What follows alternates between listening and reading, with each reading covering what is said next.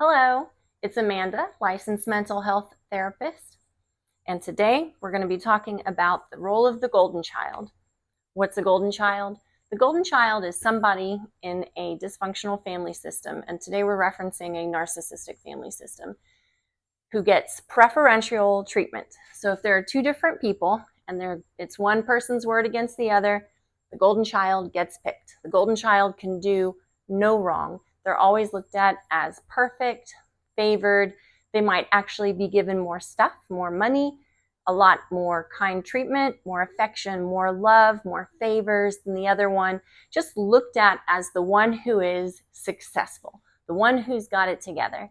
This one is in contrast to the scapegoated child. The two operate together. And yes, this can happen in family systems where there's only one child. The roles flip-flop for the same person. They get used for both roles.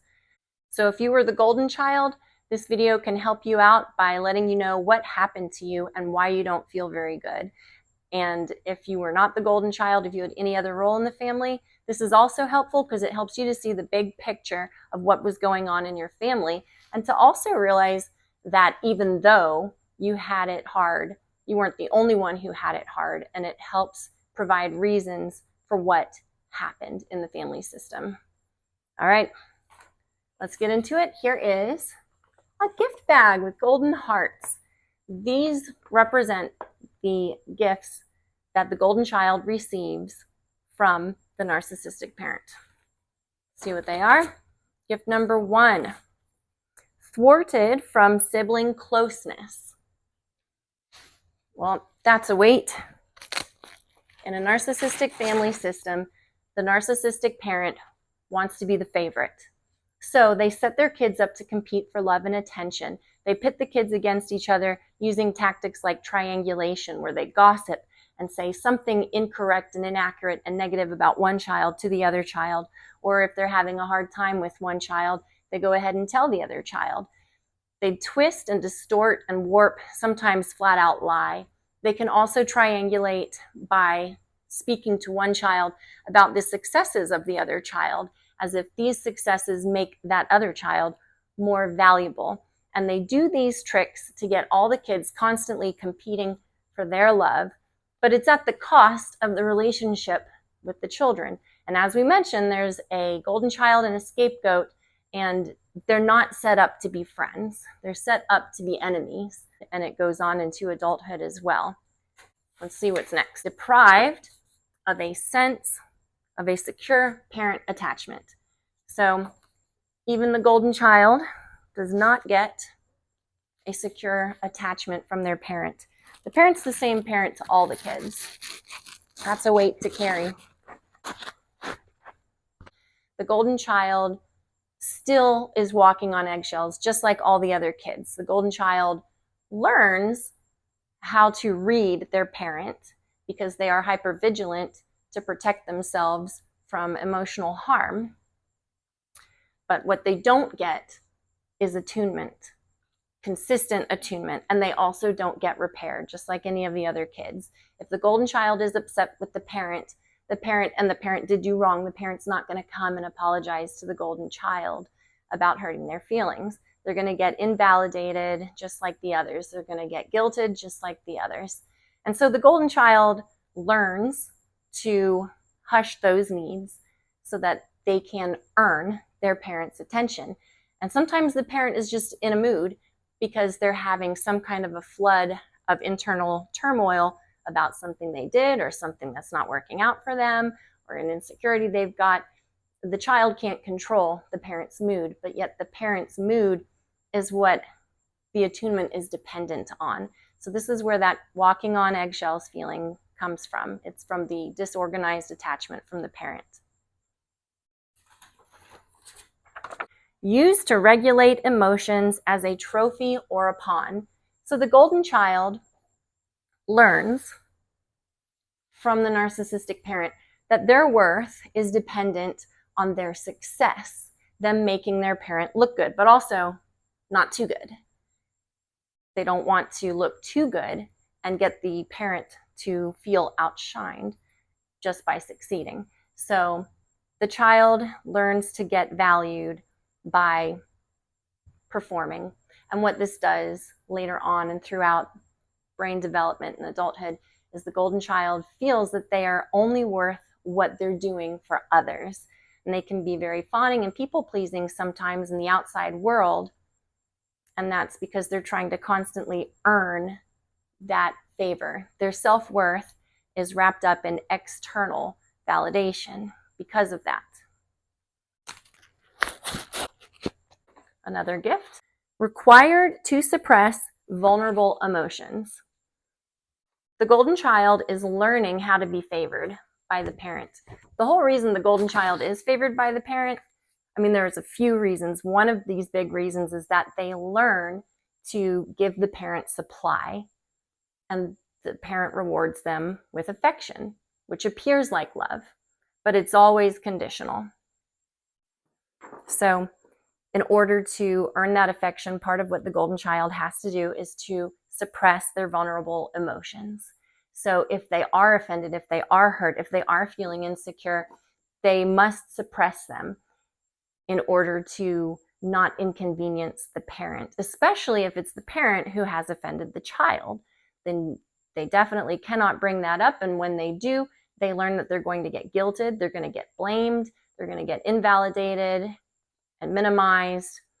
And in addition to that, in a narcissistic family system, vulnerabilities are like blood in the water, and it sets a child up to be the target, to be the scapegoat. And they do learn that someone's going to be the target and they don't want it to be them. So part of surviving that and not being in the scapegoat role is learning to suppress the emotions. This also leads to the child growing up having that internal need to scapegoat because they are using that sibling or whoever that person is that they use throughout their lifespan to relieve their emotions into. The scapegoat's a repository. So even the golden child then learns to pour their negative emotions into another person rather than learning how to process them, metabolize them, deal with them, and move on in their life to get them out and function properly emotionally. The golden child is parentified. Parentification is a type of emotional abuse. This is when a parent and the child switch roles. So the child is in effect taking care of the parent in ways where the parent should be taking care of the child. And when this is the favored child, what happens is the narcissistic parent confides in this child more than with other childs, even more than with other children, even more than with their own spouse. And this also ends up turning into triangulation because the parent will be venting to the golden child about the other siblings, about marital situations. And really, this is stuff that a child is not equipped to deal with. A child doesn't know how to parent. A child doesn't know how to have a successful marriage. And they're not supposed to need to know that. But they end up putting their parents' needs as a priority to keep that parent emotionally regulated and happy so that they will be safe. And consequently, their own emotional needs go on the back burner and really don't get addressed. And so they learn to suppress their needs through parentification. Conditioned and brainwashed. Just like anyone else in a narcissistic family system, the golden child is conditioned and brainwashed. There are unspoken rules in the family. One of those is that there's going to be loyalty to the narcissistic parent, and you quickly learn through emotional blackmail and needing to seek safety and attachment with that parent that you've got to believe whatever the parent says, even if it isn't true about another sibling or about the other parent. And whatever that parent is telling you you're supposed to do or believe, you've got to have that loyalty toward that in order to stay further up on the family hierarchy and stay in that parent's good graces and affection. You have to automatically comply because of the implicitly stored memories. So what happens is the golden child will learn early on that they are really only and always loved when they are complying with the parent, when they have blind and undying loyalty to that parent. And they learn this because at a certain point, they didn't comply and that parent gave them silent treatment, shamed them, guilted them, devalued them, discarded them even. And of course, the child still lives in the home and can't get away even from being discarded. And so that trauma is stored in the body, even if a child cannot remember that, because children will be using betrayal blindness to maintain their attachment to their parent for survival. And so that is a big way on how narcissistic parents condition and brainwash their children to comply. And children will comply because it's a trauma response and they're seeking safety. Empathy development stunted and punished. Instead of the parent teaching their golden child how to develop empathy, what they do is they punish the child for having empathy, say for the scapegoat, or if they're mad at the spouse, they're getting narcissistic supply, negative supply from the spouse, and the child wants to support their other parent, but they have to have that loyalty to the dominant parent in order to be loved and secure that attachment. And so they have to start thinking like the narcissist, or at least projecting that outward, mirroring that back to the narcissistic parent. Otherwise, the narcissistic parent is not having their false reality built up, and then they will become angry with the child and they will punish the child by withholding love and affection from the child. And so the child actually learns that they have to also be negative toward that other parent or toward their other siblings, rather than thinking about how that parent or those other siblings feel. They have to suppress that empathy in order to survive. And the parent also requires them to align with them. So if they're thinking something negative, ill, and bad about the other sibling, then they also are demanding that other child to speak that way about the scapegoated child. And so this is the opposite of having empathy for the sibling, is suppressing it in order to maintain the narcissist's agenda of attacking and scapegoating and sometimes mobbing that scapegoated child, that scapegoated sibling. I've been forgetting to keep up with these. Up next, taught and directed to abuse. This one goes along very well with having to suppress the empathy development. And as said just before, this is modeled. So the golden child is witnessing a sibling getting scapegoated, or even the other parent getting scapegoated. They are witnessing devaluation, they are witnessing minimization, they are witnessing a lot of gaslighting, and then it's expected. If one sibling is being scapegoated, the golden child is expected to prove their loyalty to their parent by also scapegoating that same child. And so what that parent is teaching their child is also to lie, to rewrite history, to fabricate, to devalue, to shame, to blame, to guilt. And so that golden child is learning to abuse and being required to abuse. And if they don't abuse their sibling psychologically and emotionally, then that parent is going to withhold love. Enmeshed and healthy boundaries are discouraged. In order to maintain the favorite, you're supposed to align with the parent as much as possible. And it's not just minor things. You know, most parents do want their children to develop their core values and religious beliefs and morals, things of that nature. So the narcissistic parent, sometimes this will even include their career choice.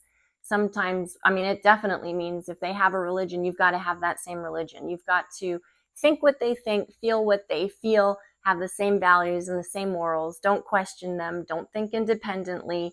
And if that parent wants to have information from you, you are just supposed to give it to them. Like if you don't feel comfortable with it, you're expected to disclose anyway. And that also hurts the relationship with other siblings because there's no confidentiality, just peer to peer with the siblings. Healthy boundaries also continue to get discouraged in adulthood, and that narcissistic parent feels entitlement to whatever the golden child has in adulthood. So if that golden child does get married and does have their own children, that narcissistic parent still feels completely entitled to those children no matter what, and even to the marriage. And at a certain point, if the narcissistic parent does get jealous of that spouse and they start pitting their child against their own spouse, this is another loyalty test, and the golden child is expected to choose the parent over their spouse. Emotionally coerced, growing up in psychological domestic violence. Is it harder than a scapegoat? But the golden child is also around that tension and that abuse. And it's kind of like saying, everybody throw rocks at your brother Bobby. And if you don't throw the rocks, you're going to be in trouble, since they are going to have love withheld from them if they do not comply in harming the scapegoated sibling. That is emotional coercement in order to harm their sibling. The golden child is also guilted if they do not comply. In families where there is a lot of conflict and cycles of abuse that never get resolved, such as in a narcissistic family system, where there is the love bombing and idolization, followed by devalue, followed by discard, and then hoover. And there's no repair, there's no acknowledgement. There's just sweeping it under the rug, pretending things didn't happen. It's a new day, the narcissist is happy, and so should you. And the narcissist got to throw their temper tantrum and pity party. And so if they're happy, you're supposed to be happy. But what we're not going to do is apologize, talk about it, take accountability, say sorry specifically for what was done, ask the person who was hurt how they feel and if they're okay. All of that gets ignored. And a child growing up in this is not going to feel emotionally safe. They are learning by witnessing how everybody in the family is getting treated what they very well could get also treated as.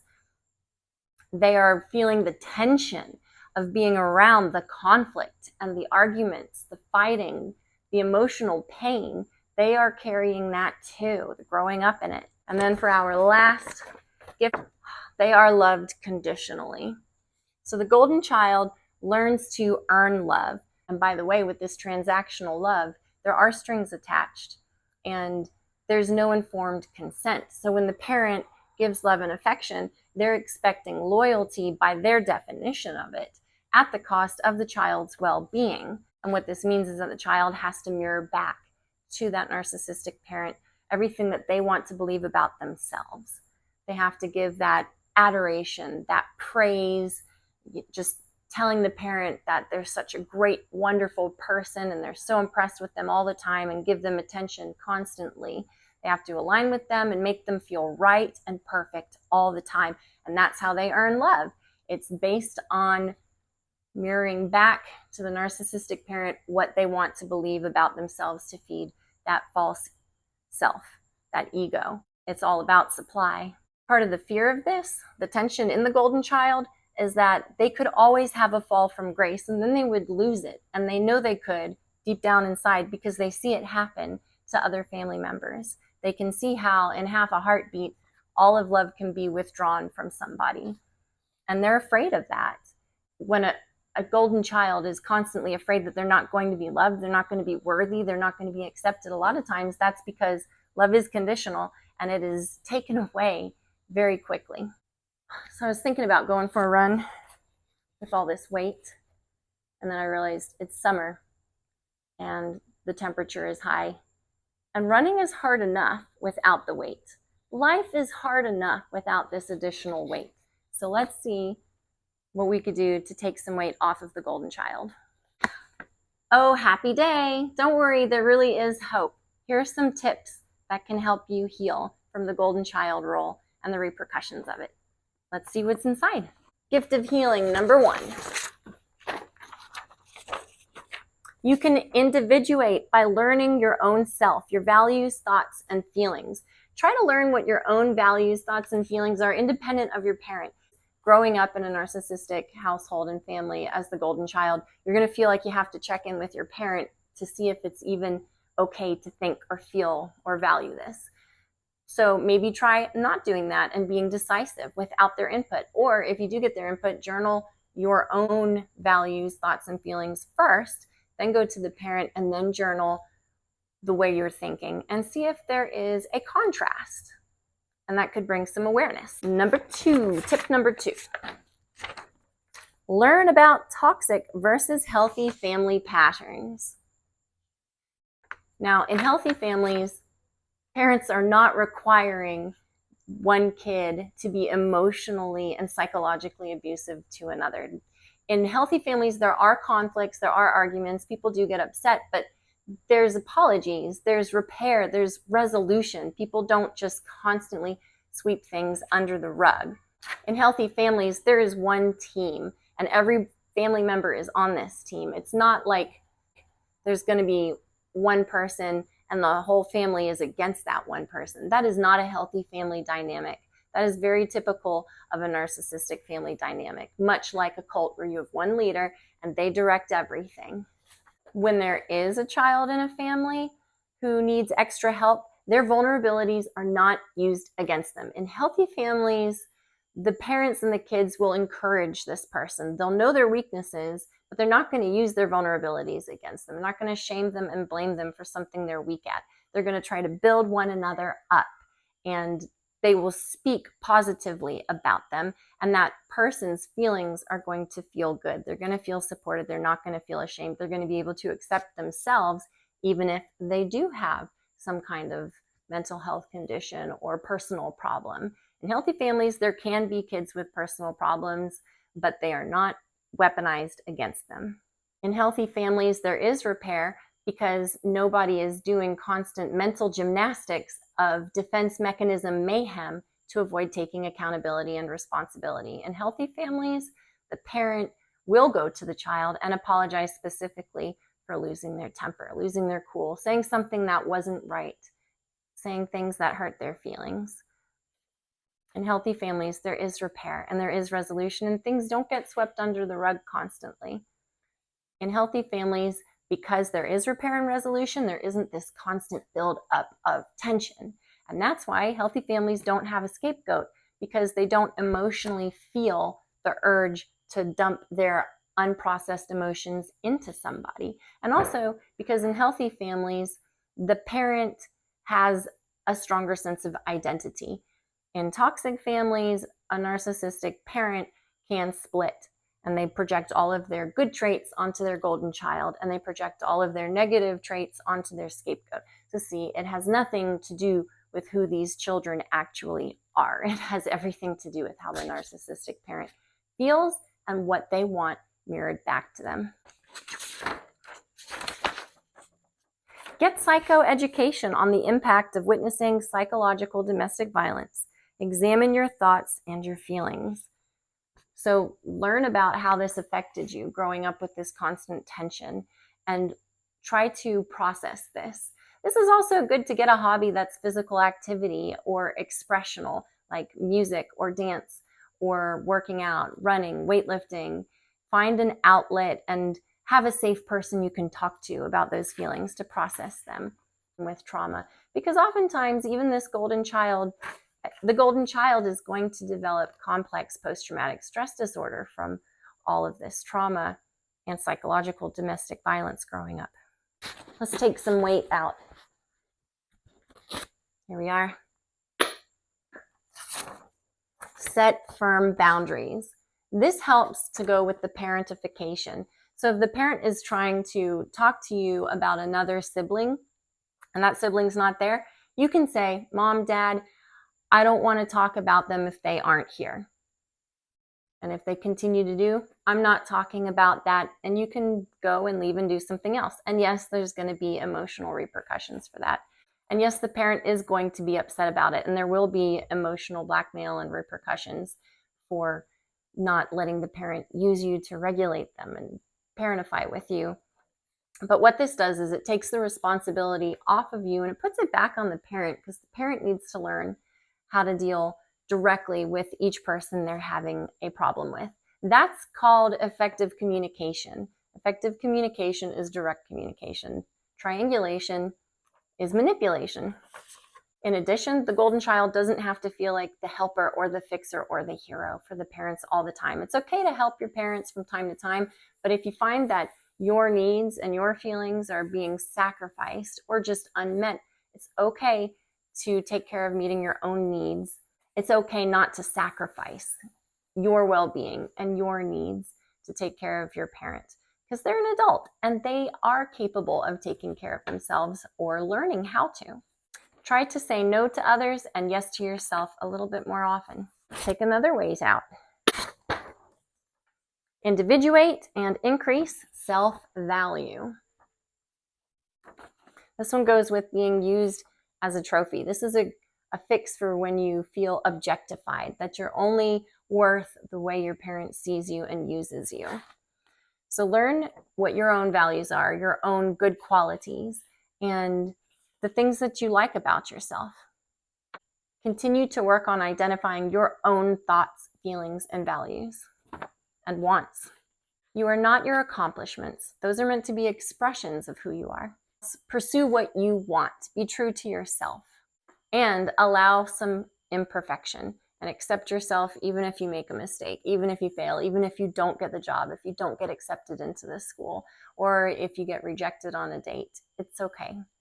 Learn to accept yourself even if in certain contexts you do face some rejection. Because the reality is you're not going to always be everybody's cup of tea, and you're not going to be perfectly designed for any random role that you might try to go for. And that is okay. You have your own unique strengths and abilities, and that's a good thing. It makes you special and unique.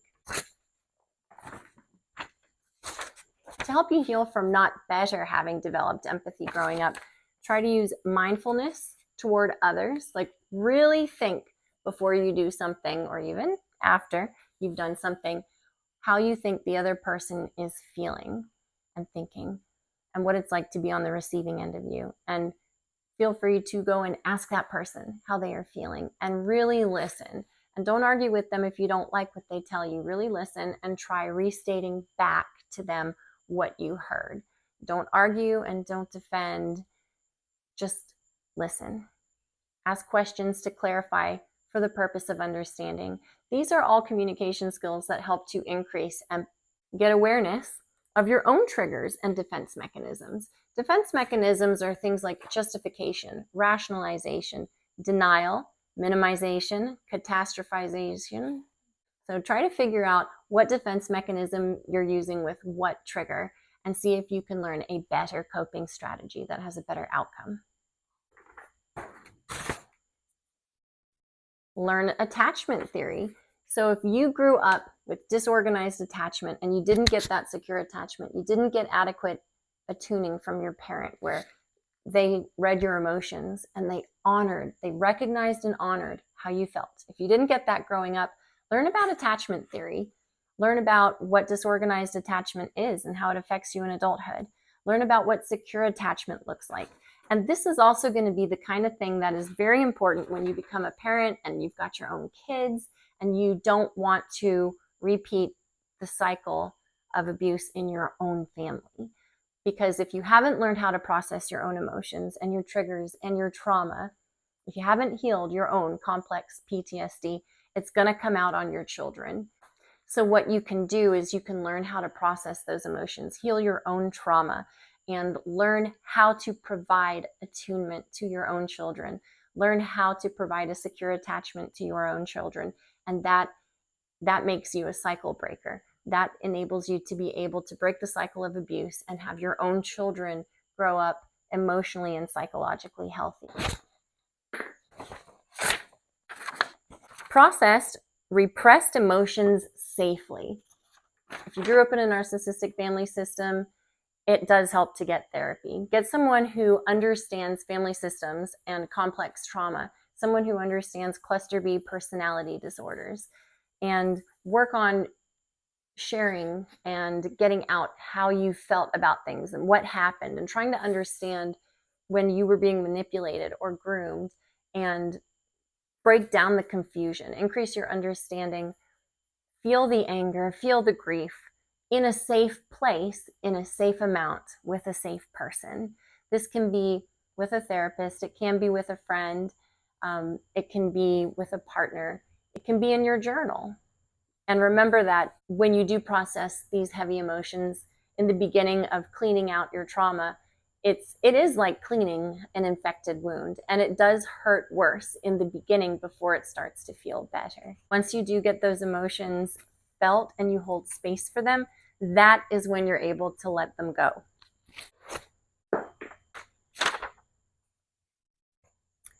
Refuse gossip. Stop chasing that parent's carrot on a stick affection. They're moving the goalposts. They have double standards. You're always going to be chasing and competing for their affection with your other siblings and family members.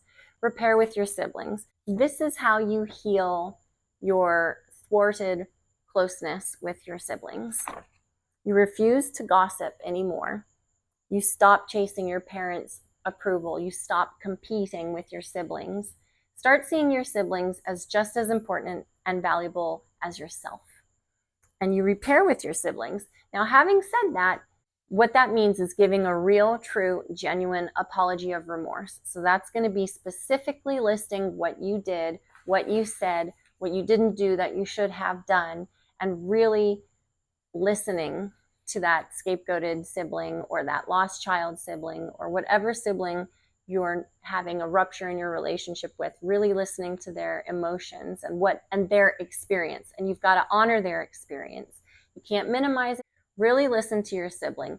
Don't cut them off in order to protect the parent from the consequences of their own abusive behavior patterns. Validate your sibling. And remember too that if you do choose to have a sincere apology, a real one, they might not accept it. They might not want to repair. The damage might be so much that they're not coming back. So you can't expect that they would. And you don't want to be entitled to having that relationship back because it is an option for that other person. And that's part of seeing people as individuals, is recognizing that because you want them to do something, that doesn't mean that they have to do that thing. They are their own person. Build a healthy support system outside of the family. This is going to help with the conditioning and the brainwashing, because when you start talking about the things that are going on with your family, you're going to get some feedback from people being like, oh, that's weird. That didn't happen in my family. That's manipulative. That's abuse. And that's actually very helpful to have that brought to your attention. Some of those things are hard to hear for the first time, like hearing that something that you thought was normal or appropriate or acceptable was actually abuse. And this is why there is this unspoken family rule to keep family secrets. Because if you keep family secrets, then nobody is going to know to tell you that something is dysfunctional and harmful and not normal in a typical healthy family system. Building a healthy support system outside of your family also helps you to get those emotional needs met that your family just isn't able to meet. You're able to get more empathy, more validation, more understanding, and have relationships with people who actually do hold space for your experience and your feelings. Having a healthy support system prevents you from isolating. So you might withdraw from your family because they cause so much emotional pain, but you still need some support somewhere. And you don't want to isolate, because then you can start getting into depression and get in a really stuck emotional state. But make sure that you do find your own people who are supportive, who are caring, and who you can get some different ideas about what different families are like. It also helps you to not be so dependent on your own self-worth based on the appreciation and attention and affection that you can be getting from a dysfunctional family system that only gives love conditionally. Getting a support system elsewhere can actually get you unconditional love, where people care about you even if you make mistakes, even if you're not perfect, even if you accidentally don't show up on time, but you're there for them. They'll recognize that kind of stuff. And they won't hold your vulnerabilities against you in a good, healthy support system, a good group of friends. Challenge beliefs about love and radical acceptance. Yes, conditional love. This is to challenge beliefs that you hold about love and then try to have some radical acceptance. Ask other people what their perspectives on love is, like what makes them feel loved and how they show love to other people. When you do feel hurt, listen to your gut. Work on having some good enough self-love where you can love yourself when you are being good enough. You don't have to be perfect, in order to be loved. Try to ask yourself this question: I feel loved when, or I feel loved if, and see what your own personal conditions of worth are. And then try to challenge those beliefs. Ask what would happen if you didn't comply with what your family is trying to get you to do.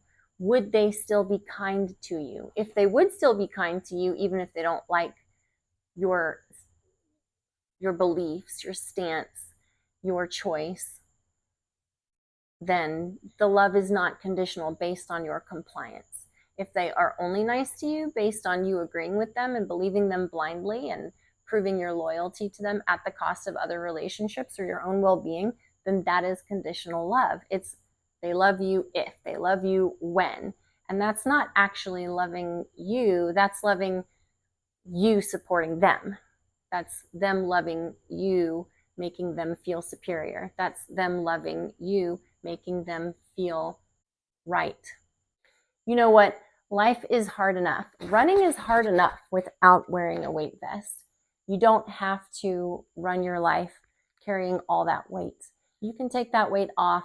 Life is hard enough just figuring out how to get a job, how to pay the bills, how to raise children, how to find a good partner or spouse. Life is hard enough without carrying all of that weight and baggage from growing up in a dysfunctional family. This weight is optional. Let's take it off. Ultimately, what you want to do is get from being brainwashed and exhibiting betrayal blindness to seeing the truth. You want to get from being enmeshed to being individuated. You want to get from being narcissistic to empathetic. And you want to get from having this internal turmoil and toxic shame and inner critic within yourself to having a healthy and happy life. So part of the weight of being the golden child is that the golden child might not see the truth because they are getting rewarded for denying the truth and staying blind to all the betrayal in the family. They are most likely to become narcissistic themselves and to develop a narcissistic personality disorder. And that's not a blessing. That would be more of a curse given from your family. You are more enmeshed with your family and you're less individuated, and it makes it harder to break free.